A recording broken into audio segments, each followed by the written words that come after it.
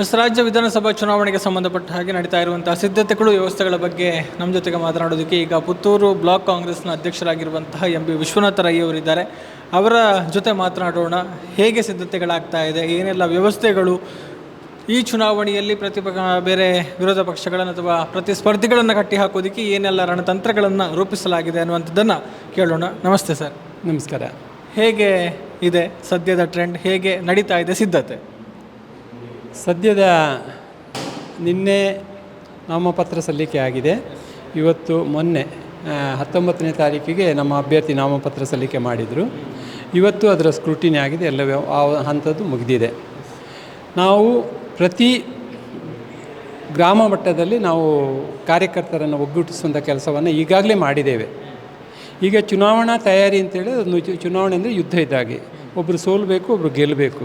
ಅಲ್ಲಿ ಎರಡೇ ಆಪ್ಷನ್ ಇಲ್ಲ, ಗೆಲ್ಲುವುದು ಮಾತ್ರ. ಈಗ ನಮ್ಮ ಉದ್ದೇಶ ಇದನ್ನು ಗೆಲ್ಲುವಂಥದ್ದು. 100ಕ್ಕೆ 100 ಶತಸಿದ್ಧ ನಾವು ಗೆದ್ದೇ ಗೆಲ್ತೀವಿ.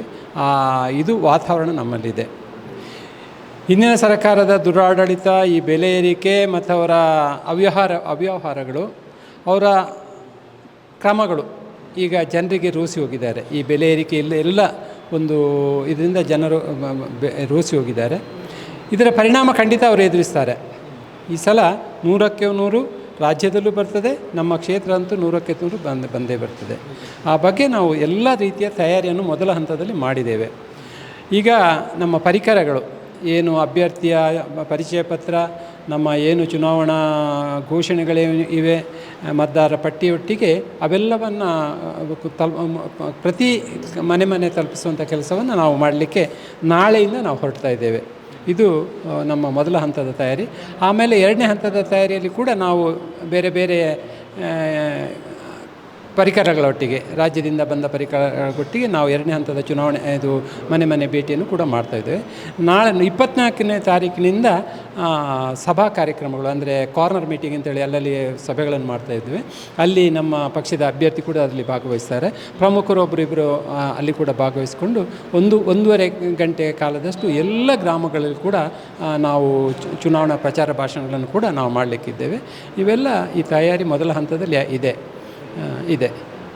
ಅಭ್ಯರ್ಥಿ ಆಯ್ಕೆ ಅನ್ನುವಂಥದ್ದು ಪುತ್ತೂರು ಕಾಂಗ್ರೆಸ್ನ ವಿಚಾರದಲ್ಲಿ ಬಹಳಷ್ಟು ಕಗ್ಗಂಟಾಗಿತ್ತು. 14 ಮಂದಿ ಆಕಾಂಕ್ಷಿಗಳಿದ್ದು ಅದರಲ್ಲಿ ಒಬ್ಬರನ್ನು ಆಯ್ಕೆ ಮಾಡಬೇಕು. ಆದರೆ ಮೊದಲ ಹಂತದ ಜವಾಬ್ದಾರಿ ಇದ್ದಿದ್ದು ಪುತ್ತೂರು ಬ್ಲಾಕ್ ಕಾಂಗ್ರೆಸ್ಗೆ. ಹೇಗಿತ್ತು ಆ ಸವಾಲು? ಇಲ್ಲ, ಆ ಹಂತ ಮುಗಿಯಿತು. ಇನ್ನು ನಮ್ಮದು ಒಂದೇ ಅಭ್ಯರ್ಥಿ ಆಯ್ಕೆಯಾಗಿದೆ. ಅಭ್ಯರ್ಥಿಯನ್ನು ಗೆಲ್ಲಿಸುವಂಥದ್ದು ಹೊರತು ನಮ್ಮಲ್ಲಿ ಬೇರೆ ಯಾವುದಿಲ್ಲ. ನಾವು ಕೂಡ 14 ಮಂದಿ ಕೂಡ ನಾವು ಅವತ್ತೇ ಹೇಳಿದ್ದೇವೆ, ಯಾರಿಗೆ ಕೊಟ್ಟರು ಅಭ್ಯರ್ಥಿ ಆದರೂ ನಾವೆಲ್ಲ ಒಗ್ಗಟ್ಟಿನಿಂದ ಕೆಲಸ ಮಾಡ್ತೇವೆ.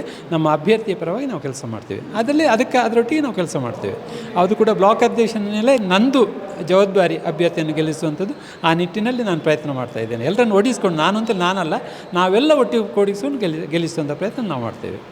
ಅಶೋಕ್ ಕುಮಾರ್ ರೈ ಅವರು BJPಯಿಂದ ಬಂದಿರುವಂಥವರು, ಕಾಂಗ್ರೆಸ್ನ ಜೊತೆಗೆ ಅಂದರೆ ಇಲ್ಲಿನ ಸ್ಥಳೀಯ ನಾಯಕರ ಜೊತೆಗೆ ಹೊಂದಾಣಿಕೆಯ ಜೊತೆಗೆ ಈ ಒಂದು ಚುನಾವಣೆಯನ್ನು ಎದುರಿಸಬೇಕು. ಸೊ ಆ ನಿಟ್ಟಿನಲ್ಲಿ ಅವರ ಒಂದು ಅಶೋಕ್ ಕುಮಾರ್ ರೈ ಅವರ ನೇತೃತ್ವದಲ್ಲಿ ಹೇಗೆ ಚುನಾವಣೆಯನ್ನು ಎದುರಿಸೋದಕ್ಕೆ ಸಿದ್ಧತೆಗಳಾಗ್ತಾ ಇದೆ? ಅವರು 2-3 ತಿಂಗಳು ಆಯಿತು ಮೆಂಟಲಿ ಅವರು ಕಾಂಗ್ರೆಸ್ನಲ್ಲೇ ಸೇರಿಕೊಂಡಾಗಿದ್ದಾರೆ. ನಮ್ಮೊಟ್ಟಿಗೆ ನಾವೆಲ್ಲ ಹಂತದಲ್ಲೂ ಅವರು ನಾಮಿನೇಷನ್ ಹಾಕಿದ ಮೇಲೆ ನಮ್ಮೊಟ್ಟಿಗೆ ನಾವು ಕರ್ಕೊಂಡು ಹೋಗಿದ್ದೆವು. ಯಾಕೆಂತೇಳಿ ನಾವು ಈ ಬ್ಲಾಕಿನಲ್ಲಿ ಏನು ಮಾಡಿದ್ದೇವೆ ಅಂತೇಳಿದರೆ, ಎಲ್ಲ 14 ಮಂದಿ ಅಭ್ಯರ್ಥಿಗಳನ್ನು ಒಟ್ಟಿಗೆ ಸೇರಿಸಿಕೊಂಡು ಎಲ್ಲ ಸಭಾ ಕಾರ್ಯಕ್ರಮಗಳಲ್ಲಿ ಭಾಗವಹಿಸ್ತಿದ್ದೆವು. ನಾವೆಲ್ಲ ಒಟ್ಟಾಗಿ ಕೆಲಸ ಮಾಡ್ತೀವಿ. ಅದರಿಂದ ಅವರು ನಮ್ಮೊಟ್ಟಿಗೆ ಈಗ ನಮ್ಮವರೇ ಆಗಿದ್ದಾರೆ ಅಷ್ಟೇ, ಬೇರೆ ಏನು ಹೇಳಲಿಕ್ಕಿಲ್ಲ. ಅಶೋಕ್ ಕುಮಾರ್ ರೈ ಅವರಿಗೆ ಪುತ್ತೂರಿನಲ್ಲಿ ವಾತಾವರಣ ಹೇಗಿದೆ ಈಗ ನೋಡಿ? ತುಂಬ ಒಳ್ಳೆಯದಿದೆ. ಅದರಲ್ಲಿ ನಿಸ್ಸಂಶಯ ಅವರಿಗೆ ಒಳ್ಳೆ ವಾತಾವರಣ ಇದೆ. ನಾವು ಗೆದ್ದೇ ಗೆಲ್ತೇವೆ ಅಷ್ಟೇ ನಾವು ಹೇಳೋದು. ಖಂಡಿತ ನಾವು 100ಕ್ಕೆ 100 ಶತಸಿದ್ಧ. ನಾಡ್ದು 13ನೇ ತಾರೀಕಿಗೆ ನೀವು ಏನಾಗ್ತದೆ ನೋಡಿ, ನಾವು ಗೆದ್ದೇ ಗೆಲ್ತೇವೆ. ಕಾಂಗ್ರೆಸ್ಗೆ ಪ್ರಬಲ ಎದುರಾಳಿ ಯಾರು ಪುತ್ತೂರಲ್ಲಿ? ಕಾಂಗ್ರೆಸ್ಸಿಗೆ BJP ಒಂದು ಪ್ರಬಲ ಎದುರಾಳಿ. ಯಾಕೆಂತ ಹೇಳಿದರೆ, ಅವರಿಗೆ ನಾವು ಅದನ್ನು ಸಣ್ಣದಾಗಿ ತಿಳ್ಕೋಗಿಲ್ಲ. ಅದು ಪಕ್ಷದ ಚಿಹ್ನೆಯಲ್ಲಿ, ನಾವೇನು ಪಕ್ಷದ ಚಿಹ್ನೆ ಅಂದರೆ ಅವರು ಕೂಡ ಪಕ್ಷದೊಂದು ರಾಷ್ಟ್ರೀಯ ಪಕ್ಷದ ಚಿಹ್ನೆ ಅಡಿಯಲ್ಲಿ ಕೆಲಸ ಮಾಡುವಂಥದ್ದು. ಅಲ್ಲಿ ಕೂಡ ಅಭ್ಯರ್ಥಿದು ಕೆಲಸ ಬರೋದಿಲ್ಲ. ನಮ್ಮ ಎದುರಲ್ಲಿ ಏನಿದ್ರು BJP, ಅದರ ಬಗ್ಗೆ ಎರಡು ಮಾತಿಲ್ಲ. ಪಕ್ಷೇತರ ಅಭ್ಯರ್ಥಿ ಅರುಣ್ ಕುಮಾರ್ ಪುತ್ತಿಲ ಅವರ ಸ್ಪರ್ಧೆ ಕಾಂಗ್ರೆಸ್ಸಿಗೆ ಲಾಭ ತಂದು ಕೊಡಬಹುದಾ? ಇಲ್ಲ, ನಾವು ಅದರ ನಿರೀಕ್ಷೆಯಲ್ಲಿಲ್ಲ. ನಾವು ನಮ್ಮ ಮತದಲ್ಲಿ ನಾವು ನಿರೀಕ್ಷೆಯನ್ನು ಇಟ್ಟುಕೊಂಡಿದ್ದೇವೆ. ಅದು ಸಾಕು ಅಂತೇಳಿ ತಿಳ್ಕೊಂಡಿದ್ದೇವೆ. SDPI ಕೂಡ ಸ್ಪರ್ಧೆಯನ್ನು ಮಾಡ್ತಾ ಇದೆ. ಶಾಫಿ ಬಳ್ಳಾರಿ ಅವರು ಸ್ಪರ್ಧೆಯನ್ನು ಮಾಡ್ತಾ ಇದ್ದಾರೆ.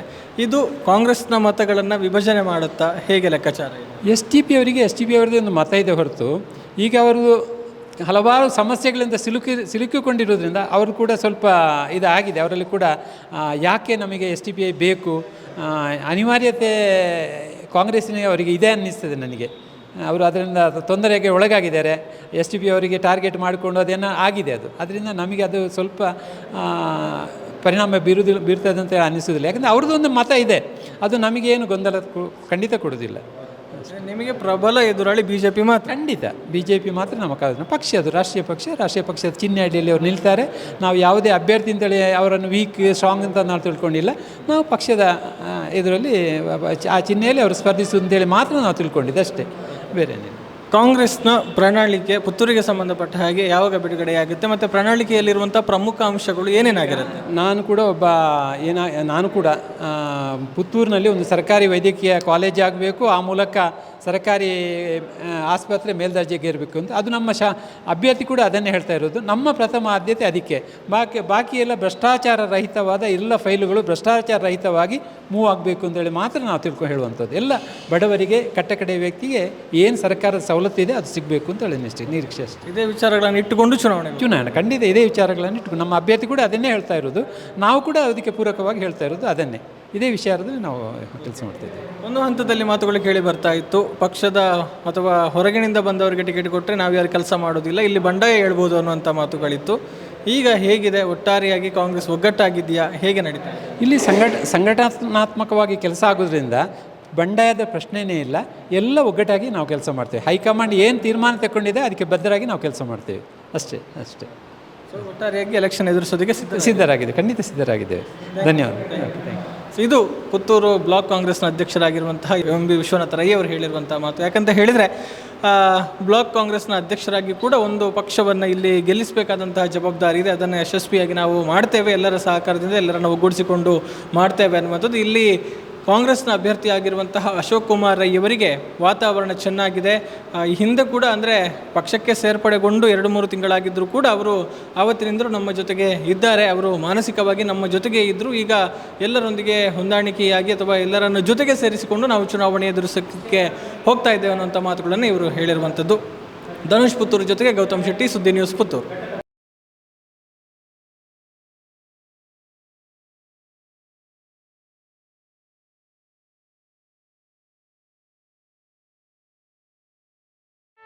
ಸುದ್ದಿ ಚಾನಲ್, ಕ್ಷಣ ಕ್ಷಣದ ಸುದ್ದಿಗಾಗಿ.